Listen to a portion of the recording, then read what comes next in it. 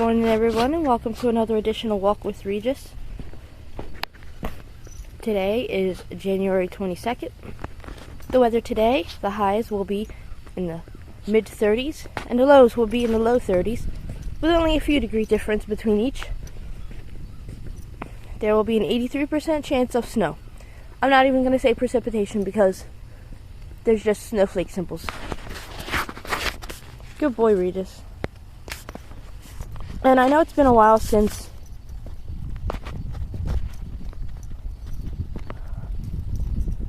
I uploaded. I do apologize. I keep meaning to upload as soon as I make a video, but then I get distracted by things I need to get done around the house. And then I just forget. So I'm very sorry about that. Alright. First news story of the day. Come on, Regis. Oh. Get ready for more snow this weekend. According to the National Weather Service in Buffalo, steady but light snow is forecasted for parts of the state from today to tomorrow. Few scattered snow showers, but steadier, lighter snow will move in late the day Sunday, lasting into Monday for most areas. Accumulation shown in the image will be on the light side, but enough to make roads slick in spots.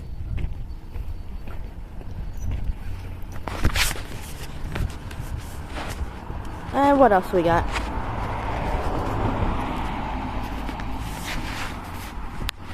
SPCA serving Erie County puts out a call for volunteers.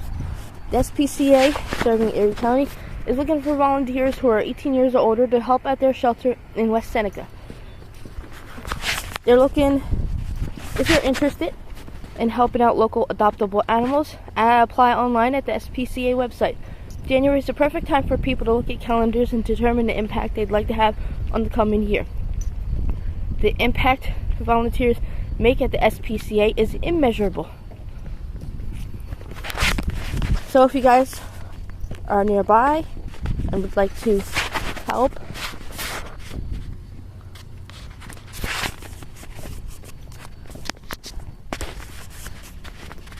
alright, let's see what else we got. Climate change strikes central New York. Unprecedented winter warmth causing concern. Residents of central New York are questioning what the future holds as they experience an anomaly of unseasonably warm weather amid winter. January 2023 has seen record-breaking temperatures, with the warmest day recorded at 46 degrees in Syracuse.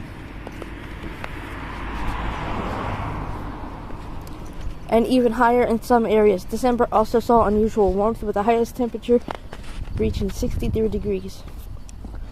Climate change experts have pointed to this unusual weather pattern as evidence of a warming planet.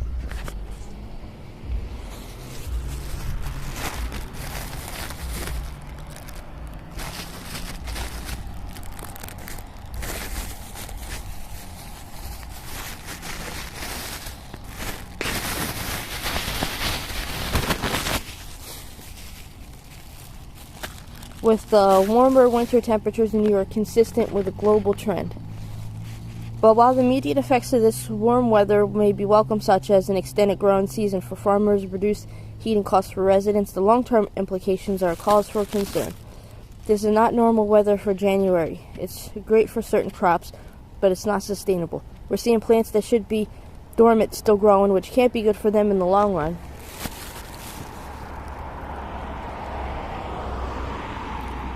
Oh, it looks like he's pooping a hair.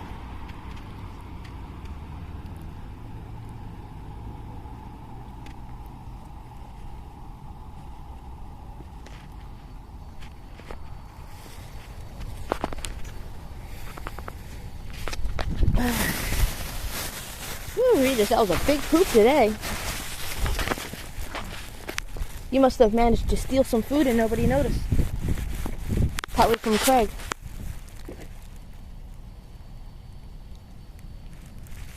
Or he just didn't bother to tell me.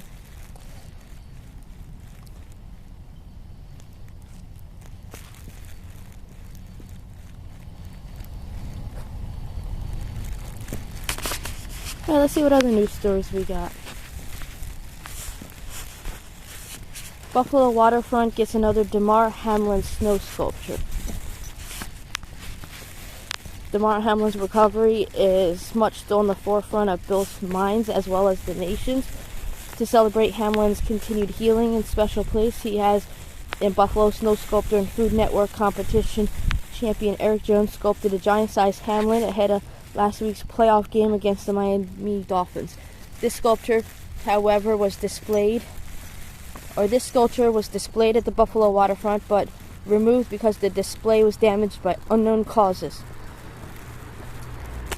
Probably vandals. Can't nobody have nothing nice. People gotta come along and ruin it for everyone. Alright. Huge brawl caught on video at Buffalo High School. That's the one I was talking about yesterday.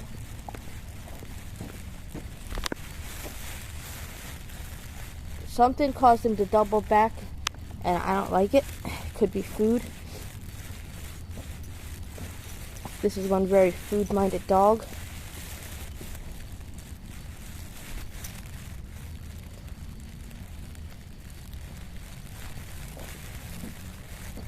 Nope, that's food. You're not getting to it.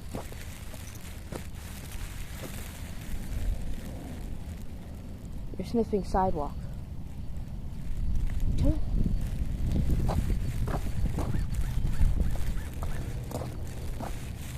Come on.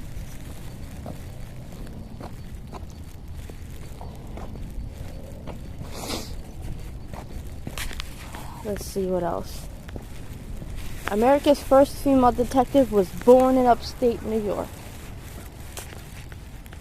These days we don't think anything of a woman working as a detective, but until the late 1800s, it was unheard of, until a determined lady from New York came into the picture.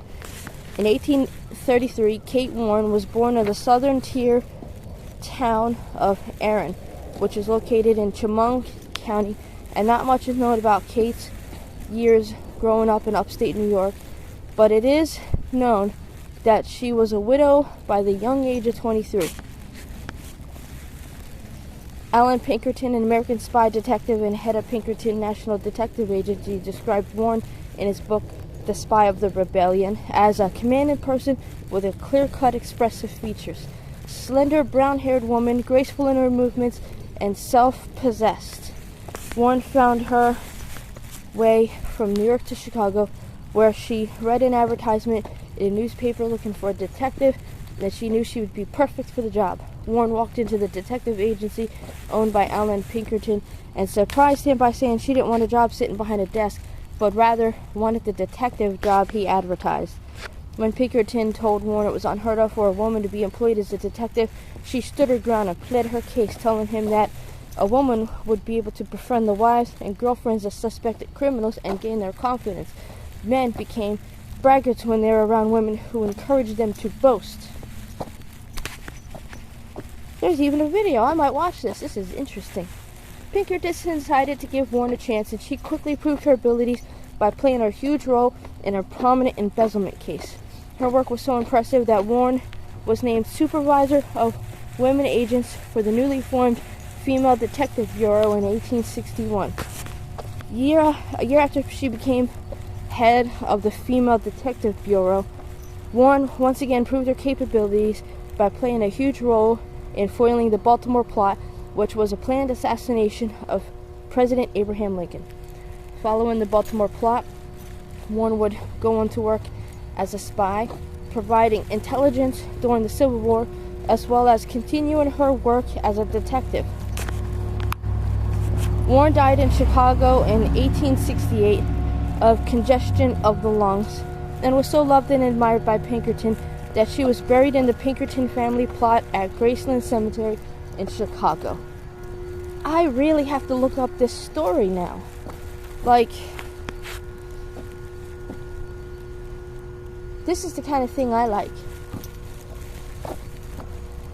Gwen! There's my baby! Let's see if he reacts to our cat. Meow! My baby girl. There's my Gwen. Come on. Come on, Regis.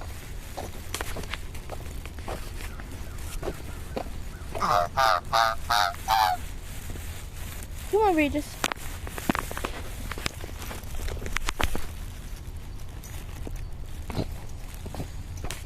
Alright, let's see.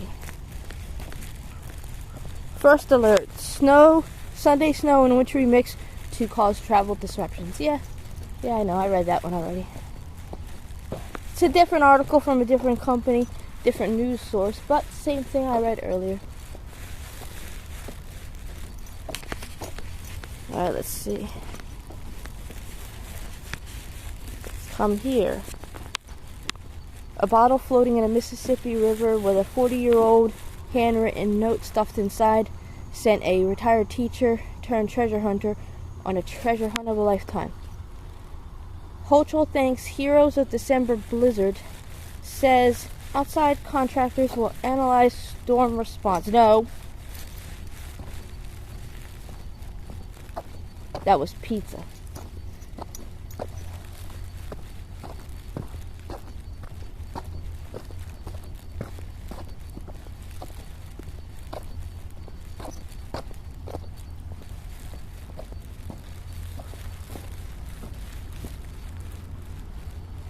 Good boy. Good boy. First responders honored as Hochul, political leaders vowed to learn from deadly buffalo blizzard.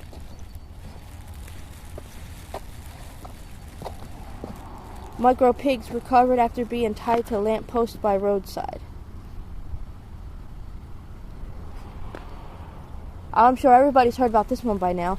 Jeremy Renner, the guy who played Hawkeye in the Marvel Cinematic Universe, broke more than 30 bones in a snowplow accident that hospitalized him. I don't understand how the snowplow, if he was in his driveway, how did it hit him and cause 30 broken bones?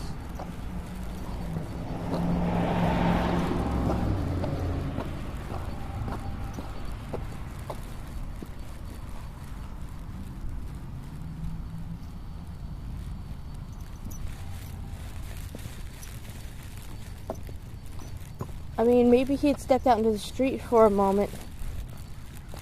Maybe he was at the end of his driveway and stepped out in the street for a moment and boom, the snowplow was there and he didn't see it. That's the only thing I can think of, unless you guys have another theory. Come on, let's go away we don't normally go. There we go.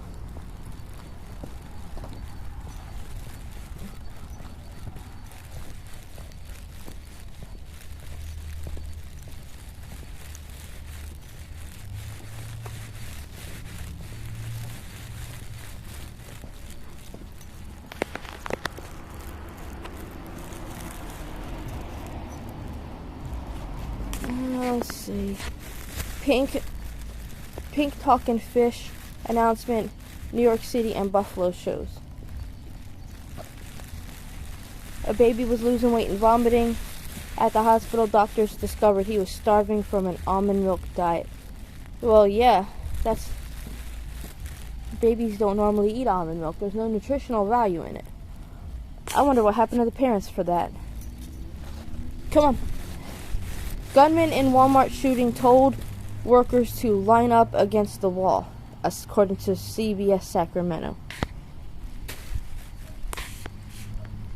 Pediatric nutritionist Marina Chaparro described the dangers of not feeding babies correctly.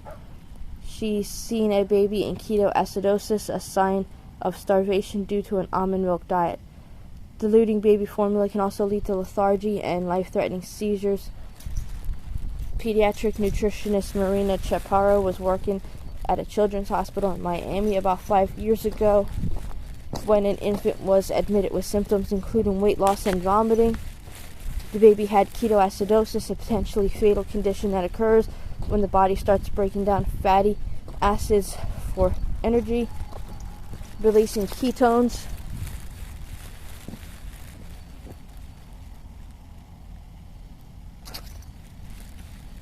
And making the blood dangerously acidic.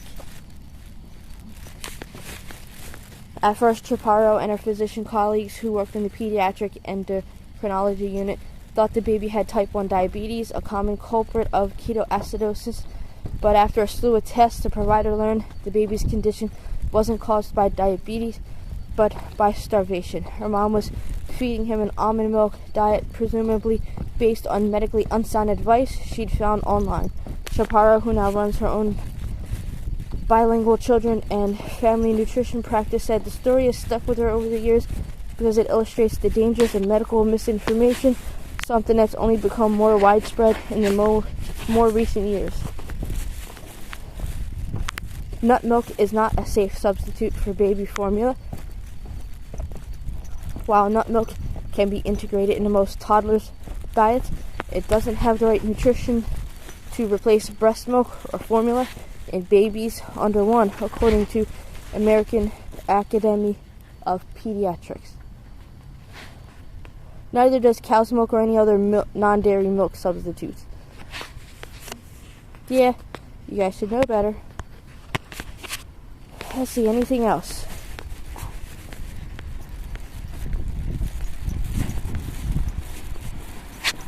First responders and community heroes of December blizzard recognized by the governor. I think I've read that twice already.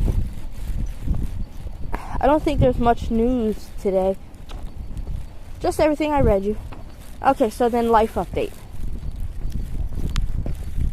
Out of the 5 kittens we've had, 1 went to their new home on Thursday or Friday, and then as of yesterday, 2 more went to their new homes, and we only have 2 kittens left, and we're just waiting for that home to be ready, and then those kittens will go to their home, and then all kittens will have been rehomed.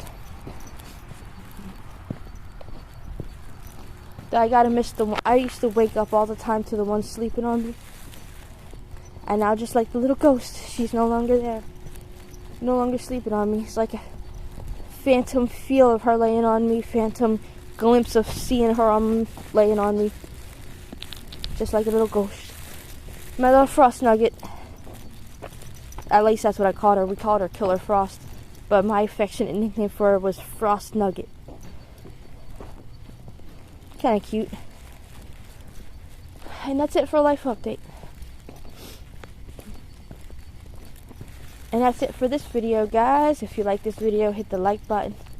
Oh yeah, I'm doing this early.